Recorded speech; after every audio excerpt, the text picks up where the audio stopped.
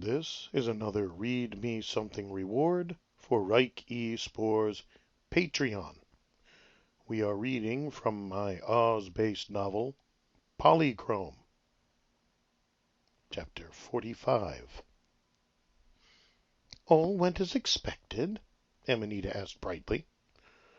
Cirrus bowed to her, and Ugu restrained an ironic grin. He knew which part of the plan truly interested her. All indeed, my queen. Our forces, small though they were, fought respectably, but were well and truly routed, as we expected. He glanced at Ugu. Majesty, I must say again that your selection of Guf as our advance general was inspired. His reputation as a strategist is known, and they will attribute most of our later work to his doing.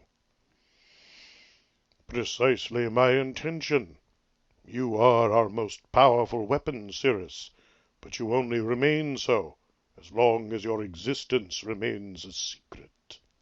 But go on, tell us of the battle. We need this intelligence. They have given the overall command of the assembled armies in terms of strategy to Nimbus. Unsurprising, but formidable. However, he is not the true leader of the assault. Oh no, interesting. Indeed. So who is the true leader? Now Cirrus's well-hidden nervousness became clearer in the stiff way he held himself. Princess Polychrome Glory. Polychrome? Amanita repeated incredulously, a disbelieving smile on her face. That dancing little snip of a girl. The one I once kept as a pet canary for months? The one who barely escaped here with her life? That high, chilling laugh rang out. What in the world are they thinking, Cirrus, dear? Cirrus' lips tightened, but only for a moment. It devastates me to disagree with you, my queen, but in the centuries it appears some change has been wrought in her. Perhaps even more recently, in the past year or so. For she spoke as a leader, no, as a ruler, to her troops, and they responded as though they were all of one will. This was one of the few true surprises of this engagement, reported to us by our select spies. Amanita raised an eyebrow, then shrugged prettily. Well, well, the little girl has grown up then. How charming. Go on, Cirrus. What other surprises? The leader of the gnome forces, under Nimbus's overall generalship, of course, is the one we knew as the Penitent.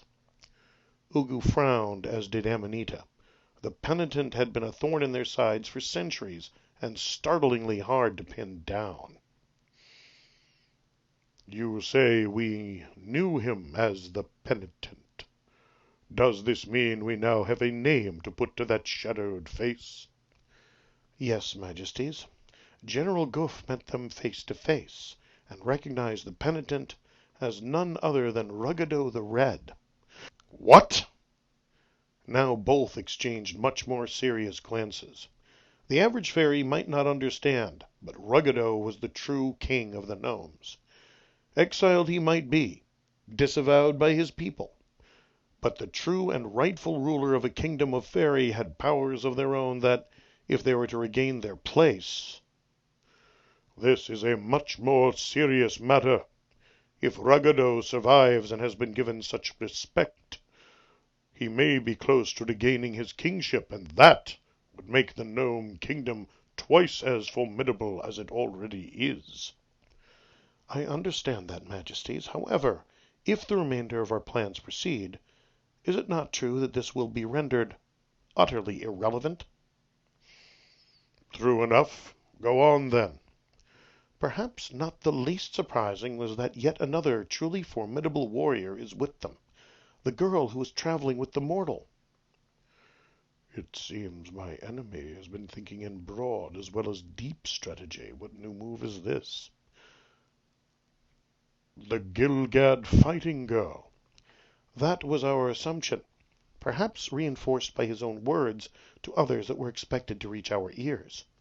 Her true name is Princess Zenga of Pingaree. comprehension. His journey to that island kingdom had a twofold objective then, one hidden within the other. It had not occurred to me, but now the strategy is clear. Pingaree throws in its lot with the prophecy, and, in true royal style, prepares to capture the greatest prize of alliance possible by pairing their daughter with the greatest hero of the age. Bold moves on both parts. Why, naturally, that makes so much sense now, Amanita said with another laugh. The royal and secret treasures of Pingaree would not be just handed out to others, but given to a princess to accompany a hero, of course. You know, she continued in a contemplative fashion, I always rather fancied the idea of a necklace of those 3 pearls, and here's one's being delivered. How thoughtful of them. Indeed, my queen. We will request the other 2 for you later. It was a good idea to keep her believing that he was willing to please her, possibly from fear, possibly from still believing he might win her favor.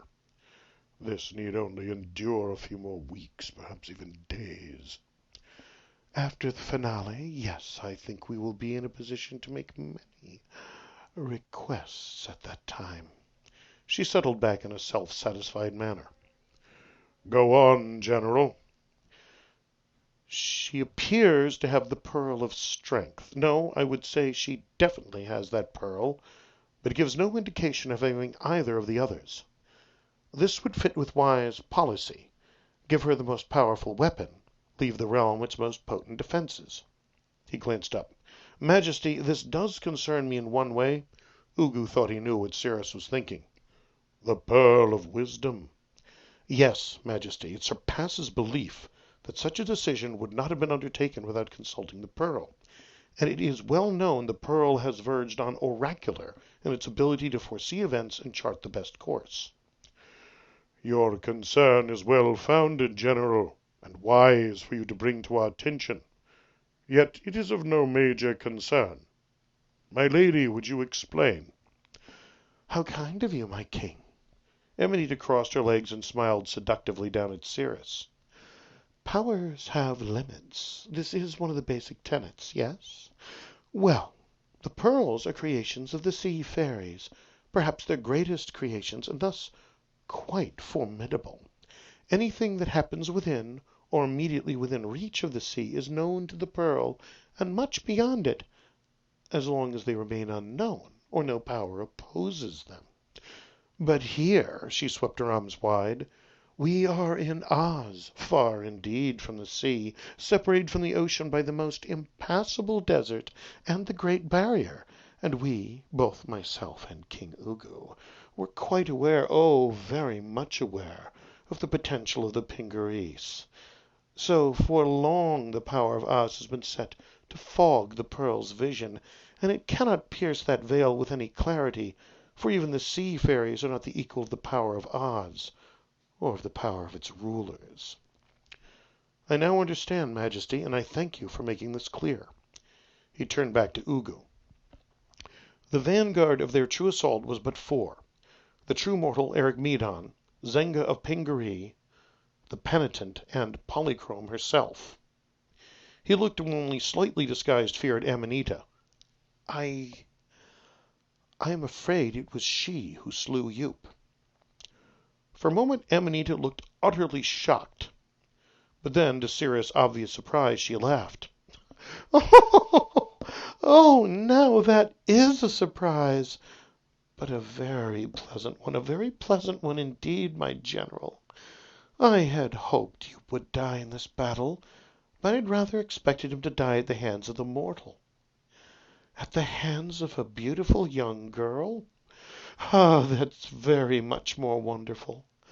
Almost poetic. A shame his transfiguration made it impossible for him to appreciate the justice and the irony. As you say, my queen, Cirrus said, relief written large on his face. Yet it does make her a most formidable adversary as well. Surely, surely. But we are very much prepared for powerful adversaries.